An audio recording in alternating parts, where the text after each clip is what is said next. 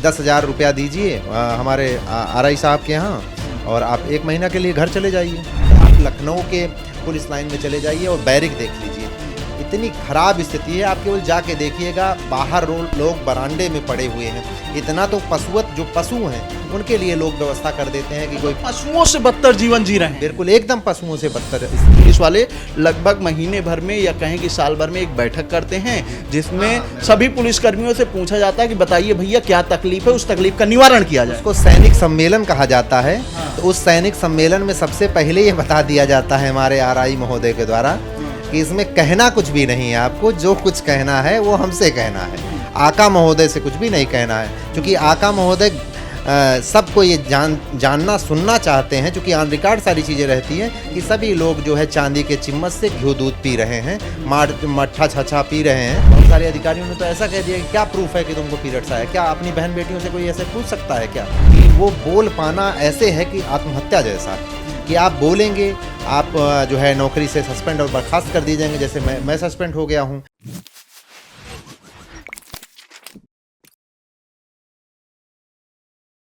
जब जब कहीं पर पुलिस का जिक्र होता है तो लोगों के मन में एक तस्वीर बैठी हुई है, वो तस्वीर आंखों के सामने आ जाती है। लेकिन मैं मानता हूं कि इससे इतर भी पुलिस वालों की एक जिंदगी होती है जिसमें कई दुख दर्द होते हैं, और मुझे लगता है उस दुख दर्द को किसी पुलिस वाले से ज़्यादा कोई नहीं समझ सकता। एक पुलिस वाला जब 10 से 12 घंटे की नौकरी करता है और उसके बाद अपने घर पर पहुंचता है, ये सोचता है कि मैं आज की रात अपने परिवार के साथ सुकून से गुजारूंगा, लेकिन तब तक साहब की घंटी बजती है फ़ोन पर और ये आदेश होता है कि आप फौरन निकलिए, किसी स्थान पर जाइए, वहां पर कोई मामला हो गया है। ये दर्द मुझे लगता है आज उत्तर प्रदेश का हर पुलिस वाला बखूबी समझ रहा होगा। लेकिन होता क्या है, आकाश आनंद जी हैं, उन्होंने बहुत प्यारी सी लाइन लिखी है कि हाकिम को एक चिट्ठी लिखी है सबके सब, और बस इतना लिखना कि लानत है। लेकिन एक लानत भरी चिट्ठी इस उत्तर प्रदेश पुलिस का एक जवान भेजता है और सरकार की निगाहों में, सिस्टम की निगाहों में खटकने लगता है। मुझे लगता है कि थंबनेल और मेरे इंट्रो से आप समझ गए होंगे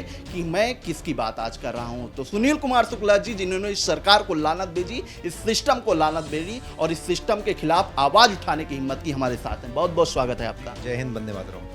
क्या वो लानत थी, क्या वो समस्याएं थी, क्या वो दुख दर्द थे जो एक पुलिस वाला अपने सिस्टम के सामने रखता है और वही बातें सिस्टम को चुभने लगती है? सबसे पहले हम यही जानना चाहेंगे। पहली बात तो आपने कहा कि मैं सरकार को लानत भेजा हूँ, तो मैं इस बात पे एग्री नहीं करता हूँ। मैं सरकार को कोई लानत नहीं कर रहा हूँ। बाकी रही बात सरकार यानी माननीय मुख्यमंत्री जी की, तो उनके ऊपर हम पूरे पुलिस परिवार के लोगों का भरोसा है और हम पूरी हमारी हर लोकतांत्रिक देश में अपने प्रदेश के मुखिया पर पूरा विश्वास होना चाहिए। हम सभी को विश्वास भी है। जो भ्रष्टाचार मुक्त हो जाने से अंदर का करप्शन कम हो जाएगा, तो जिसका जनता पर भी इम्पैक्ट पड़ेगा, मैं उसी पे लगातार ध्यान आकृष्ट करने का प्रयास कर रहा हूँ। और हमारे अधिकारी इतने जो है मदमस्त हैं कि वो हमारे माननीय मुख्यमंत्री जी के आदेश के बाद भी, माननीय मुख्यमंत्री जी ने आदेश किया कि मानव संपदा के माध्यम से लोगों की छुट्टियां हों, टीएडीए की व्यवस्था हो, चिकित्सा प्रतिपूर्ति हो कि जिससे घूसखोरी बंद हो। लेकिन अभी लखनऊ यानी कि माननीय मुख्यमंत्री जी के नाक के नीचे यहाँ पे मानव संपदा पोर्टल से छुट्टी की व्यवस्था भी नहीं हो पाई है।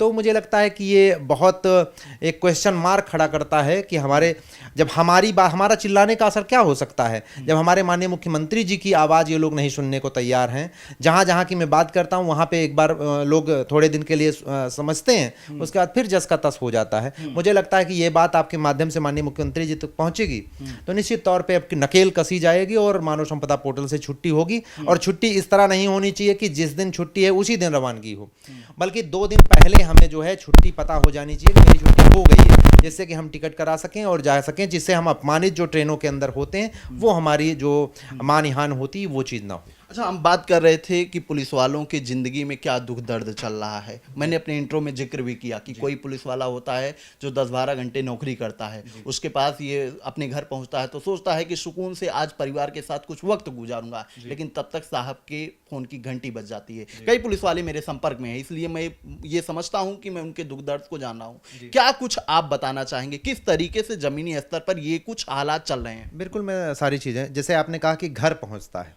तो मुझे तो मेरे दिमाग में तो सबसे पहला क्वेश्चन यही आ जाता है कि हम लोग घर पहुंचते ही नहीं हैं। घर का मतलब ये होता है कि वहाँ पे हमारी माता पिता हों, हमारी पत्नी और हमारा पूरा परिवार हो, हमारे बच्चे हों। लेकिन हमारा घर ऐसा रहता है कि इतना छोटा घर हमको पहली बात तो पुलिस विभाग मुहैया कराता है, बम की तरह से मुहैया भी हुआ, तो ऐसी स्थिति रहती है कि उसमें हम या तो पत्नी के साथ रह सकते हैं, बच्चों के साथ रह सकते हैं, या तो फिर अपने माता पिता के साथ रह सकते हैं और पत्नी और बच्चों को भगा दिया जाए। तो ऐसा इस घर को घर नहीं कह सकते, एक प्रकार का दरबा हम लोगों को मिलता है। तो आप क्या उम्मीद करते हैं कि हम फ्रांस की पुलिस की तरह बिहेव करेंगे कि यूएसए की पुलिस की तरह बिहेव करेंगे? मुझे लगता है कि सबसे पहले मौलिक चीज़ें जो हमारी हैं उसको ठीक करने की ज़रूरत है। आप लखनऊ के पुलिस लाइन में चले जाइए और बैरिक देख लीजिए, इतनी खराब स्थिति है। आप केवल जाके देखिएगा, बाहर लोग बरांडे में पड़े हुए हैं। इतना तो पशुवत जो पशु हैं उनके लिए लोग व्यवस्था कर देते हैं कि कोई पशुओं से बदतर जीवन जी रहे हैं। बिल्कुल एकदम पशुओं से बदतर स्थिति है। आप जाके यहीं लखनऊ के अंदर की बात मैं कह रहा हूँ कि आप जाइए पुलिस लाइन के अंदर, आप देख लीजिएगा जिस विद्यालय में उनको रोका जाता है, ना वहाँ बिजली का कनेक्शन है, ना वॉशरूम है। वॉशरूम है तो उसमें पानी नहीं आता है, और एक वॉशरूम है तो 60 70 80 लोगों का लोड है उस पर, तो वो बिल्कुल ना के बराबर है। हम लोगों के साथ बिल्कुल पशुवत व्यवहार है, इसलिए हम इस पे जो है, जो हमसे फिर सहन नहीं हुआ, तो फिर मैं सारी चीज़ों की, हमारी जो बहन बेटियां पुलिस विभाग में नौकरी करती हैं, कभी भी भारतीय संस्कृति ऐसी है कि हमारी बहन बेटियों से कोई भाई और कोई पिता कभी भी डांट के नहीं बात करता, जबकि उसका एक बेटा होता है उसको डांट भी देता है, लेकिन अपनी बेटियों से कोई ऐसे अशिष्ट भाषा का प्रयोग नहीं करता है। लेकिन हमारे अधिकारी इतने जो है, इनका बौद्धिक स्तर इतना हम लोगों के प्रति कुंठा वाला हो गया है कि वो हमारी बहन बेटियां जब एप्लीकेशन छुट्टी लेके जाती हैं, बहुत सारे अधिकारियों ने तो ऐसा कह दिया कि क्या प्रूफ है कि तुमको पीरियड्स आया, क्या अपनी बहन बेटियों से कोई ऐसे पूछ सकता है क्या? तो ये सब पीड़ा है। इन सारी पीड़ाओं को देखते हुए एक क्रमिक रूप से फिर जब ऐसी चीज़ें देखते देखते एक जो भावनात्मक व्यक्ति होगा, जो मानवता की बात सोचता होगा, तो फिर ऐसे लोग खड़े होते हैं, विरोध करते हैं उससे। लेकिन ये पीड़ा तो मुझे लगता है जितने भी पुलिस वाले हैं लखनऊ के सबके पास होगी, तो फिर सुनील कुमार शुक्ला ही ये आवाज क्यों उठाते हैं? बिल्कुल, ये आपका बात पूछना एकदम सत्य है। जैसे क्या है कि सभी के साथ में जो है अनुशासन का खोंच ऐसा मुंह पे बंधा हुआ है कि वो बोल पाना ऐसे है कि आत्महत्या जैसा है कि आप बोलेंगे, आप जो है नौकरी से सस्पेंड और बर्खास्त कर दिए जाएंगे। जैसे मैं सस्पेंड हो गया हूं, आपके पीछे आपका पूरा परिवार है, आपके बच्चों की पढ़ाई लिखाई चल रही है, तो जो है सब कुछ अनाथ हो जाएगा, इसलिए लोग नहीं बोल पाते हैं। मतलब सच बोलना भी गुनाह है, अपना दुख दर्द बताना गुनाह है। बिल्कुल, ये आप नया ज्ञान थोड़े है, आप भी जान रहे होंगे, आप पत्रकार साथी हैं कि आप बोलेंगे और आप किसके खिलाफ क्या बोल रहे हैं तो आप भी नाप तोल के बोलते हैं। लेकिन मैं तो ये भी जान रहा था ना कि पुलिस विभाग में, मैं एग्जैक्ट क्लियर नहीं कर पा रहा हूं कि उस आयोजन का नाम क्या दिया जाता है। बताया जाता है कि पुलिस वाले लगभग महीने भर में या कहें कि साल भर में एक बैठक करते हैं, जिसमें सभी पुलिसकर्मियों से पूछा जाता है कि बताइए भैया क्या तकलीफ है, उस तकलीफ का निवारण किया जाए। उसको सैनिक सम्मेलन कहा जाता है। तो उस सैनिक सम्मेलन में सबसे पहले ये बता दिया जाता है हमारे आरआई महोदय के द्वारा कि इसमें कहना कुछ भी नहीं है, आपको जो कुछ कहना है वो हमसे कहना है, आका महोदय से कुछ भी नहीं कहना है। क्योंकि आका महोदय सबको ये जानना सुनना चाहते हैं, क्योंकि ऑन रिकॉर्ड सारी चीजें रहती हैं कि सभी लोग जो है चांदी के चिम्मच से घी दूध पी रहे हैं, मट्ठा छछा पी रहे हैं, तो उनका ऐसा वो रहता है। लेकिन अब मैं सैनिक सम्मेलन ही तो कर रहा हूँ, लगातार सारी पीड़ा को बता रहा हूँ। मुझे लगता है कि पुलिस वालों को बुला के हमें हर जगह माला पहनाना चाहिए कि बताइए सारी चीज जो कमियां हैं वो हमको बता रहा है, अब कमियों को सुधार कीजिए। लेकिन कोई नहीं, मैं देखता हूं कि फोन में 15 दिन पे अपडेट आते हैं, लेकिन एक बार 1861 का कानून बन गया, काला कानून, जो कि हमारे क्रांतिवीरों के दमन के लिए बनाया गया था, लेकिन आज भी वो चला आ रहा है। मुझे लगता है कि ऐसे दमनकारी कानून का हम पूरे भारतवासियों को, जो हर व्यक्ति सिपाही है, मैं ये एक बात हमेशा कहता हूं कि सिपाही वही नहीं है जो वर्दी पहना है, हर वो व्यक्ति सिपाही है जिसके अंदर भक्ति के जो देशभक्ति गीत बजे तो उसके रोंगटे खड़े हो जाएं, हर वो व्यक्ति सिपाही है। तो मुझे लगता है कि हर व्यक्ति को इस 1861 के पुलिस रेगुलेशन एक्ट का विरोध करना चाहिए, और लोग कर भी रहे हैं। जी, एक सवाल मेरे मन में ये था कि आसान नहीं है हवलदार होना।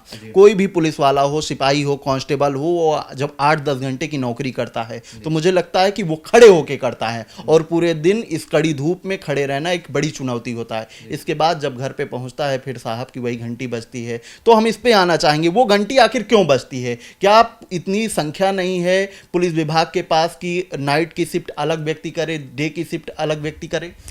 हमारे माननीय मुख्यमंत्री जी ने इस जो पुलिस विभाग की कमी थी उसको बखूबी भरा है। 10 वर्ष लगभग इस कार्यकाल में इतने पुलिस वालों की भर्ती हुई कि कभी कहीं कोई कमी नहीं। लेकिन यही बड़ा तो सवाल यही है ना कि फिर ऐसी क्या वजह पड़ जाती है कि वही पुलिस वाला जो दिन में ड्यूटी करके गया है उसे रात में भी फोन किया जाता है? हमारे अधिकारियों का ये कागज और कलम पर ये कोई मैनेजमेंट नहीं चाहते, केवल मुंह से ये जो मैनेजमेंट करते हैं वो अपना मैनेजमेंट रहता है, उनका व्यक्तिगत मैनेजमेंट। जो इकोनॉमिक एक्टिविटी का वो मैनेजमेंट अपने बुद्धि का उपयोग करने में करते हैं, वो इस तरह का मैनेज। जैसे एक रवीना मैम, क्या नाम है उनका, आईपीएस है, रवीना त्यागी जी, रवीना, उनका मैनेजमेंट दिखता है पूरे लखनऊ के अंदर। आपको उनका मैनेजमेंट, उनका बौद्धिक कौशल, जो आईपीएस का बौद्धिक कौशल होना चाहिए, वो उनका इम्प्लीमेंट दिखता है। आप चाहे जिस चौराहे पे जाएंगे आप देख लेंगे कि वो मैम ने जो है उसका प्रयास किया और जगह जगह पे आपको दिखता है। लेकिन और आईपीएसों का कार्य काहे क्यों नहीं दिखता है? वो केवल एक जगह उनका प्रबंधन है, वो वहाँ दिखता है, अपने मलाई के लिए पूरा उनका दिखता है, लेकिन और जो व्यवस्थाएं उसके लिए उनका नहीं दिखता है। इसलिए जो है ये मैनेजमेंट की दिक्कत है। अब स्ट्रेंथ की कोई कमी नहीं है, पुलिस बहुत है, लेकिन बस उनको ये है कि बस जहाँ पे 3 लोगों की जरूरत है वहाँ 13 लोग भेज दीजिए, कोई खाली नहीं रहना चाहिए, कोई छुट्टी नहीं जाना चाहिए, बाकी स्ट्रेंथ की कोई कमी नहीं है। अब इतना स्ट्रेंथ होने के बाद 60,000 अभी आए, उसके पहले आए, लेकिन अब जब आप मैनेजमेंट ही नहीं भूल गए हो, मैनेजमेंट ही नहीं करना है, आप अपने आप को आका और कप्तान समझ रहे हैं, तो फिर पहली बात तो मैनेज करना पड़ेगा ना। मैनेज करने पर सारी चीज़ें हो सकती हैं, लेकिन उनको मैनेज नहीं करना है, उनको केवल तानाशाह की तरह कार्य करना है, छुट्टी नहीं देना है। तो फिर जब आपके दिमाग में ही इंटेंशन ही गलत है तो फिर आप उसको नहीं कर सकते, चाहे आपको 1-8 लाख और लोग भर्ती कर दिए जाए तब भी छुट्टी की दिक्कत रहेगी। जी। अच्छा, एक बड़ी समस्या और निकल के आती है, चूंकि मेरे पास कोई सबूत नहीं है तो इस बात को मैं दावे के साथ नहीं कह सकता हूं, आपसे पूछ रहा हूं, क्या पुलिस विभाग में ऐसा भी सिस्टम चल रहा है कि कोई सिपाही है जो महीने महीने भी ऐश कर रहा है, छुट्टियों पे चल रहा है, और कोई सिपाही ऐसा है जिसको वास्तव में छुट्टी की जरूरत है लेकिन उससे ड्यूटी करवाया जा रहा है? बिल्कुल ऐसा होता है। मैंने इसको तो ऑन कैमरा ही बताया था कि 10,000 रुपया दीजिए हमारे आरआई साहब के यहाँ और आप 1 महीना के लिए घर चले जाइए, और अगर आप नहीं देंगे, जब हम आपको एक सिंपल भाषा में बताएं कि हमारे यहाँ जब हमारे आका महोदय लोग जब छुट्टी बंद का आदेश आ जाता है तो हमारे ये आरआई महोदय की भैंस बच्चा दे देती है, दूध देने लगती है। अब वो उसमें होता क्या है कि अगर आपको 3 दिन की छुट्टी चाहिए तो 1,000 रुपया दीजिए, 7 दिन की छुट्टी चाहिए तो आप जो है 3,000 दीजिए, 2,000 दीजिए, अगर आपको 15 दिन छुट्टी चाहिए तो 5,000 दीजिए, 10,000 दीजिए तो पूरा महीना गायब रहिए। बहुत सारे लोग ऐसे हैं जो सालों साल गायब हैं। तो ये सारी व्यवस्थाएं तो चलती हैं, ये हमारे नहीं, पूरे पुलिस लाइन के आप जाइएगा अंदर, पूछिएगा किसी भी व्यक्ति से, वो हर व्यक्ति आपको बता देगा, वो कहेगा अगर आपको भी जाना हो तो बताइएगा, चल के मिलवा देंगे। लेकिन एक खबर और निकल के सामने आती है, सुनने में भी अभी आया है, मेरे पास पक्के सबूत हैं, जब जरूरत होगी तो मैं दिखा भी दूंगा कि आरआई साहब कभी कभी ऑन ड्यूटी गायब हो जाते हैं। अब इसके बारे में मैं नहीं कह सकता हूं, क्योंकि मैं ना उनका ड्राइवर हूं ना मैं उनका गनर हूं। तो लेकिन पुलिस विभाग में यह चर्चा हर सिपाही करता है कि जब हमारे छुट्टी की बात आती है तो आरआई साहब डील रख देखते हैं सामने, और आरआई साहब की छुट्टी की तो बात ही न करिए, ऑन ड्यूटी गायब हो जाते हैं। अब ये हो सकता है कुछ ऐसी बातें हो, लेकिन मेरी जानकारी में नहीं। आपकी जानकारी में अभी तक बिल्कुल नहीं। बिल्कुल। और क्या तकलीफें हैं जो अभी भी पुलिस विभाग के अंदर हैं और जो दूर होनी ही चाहिए?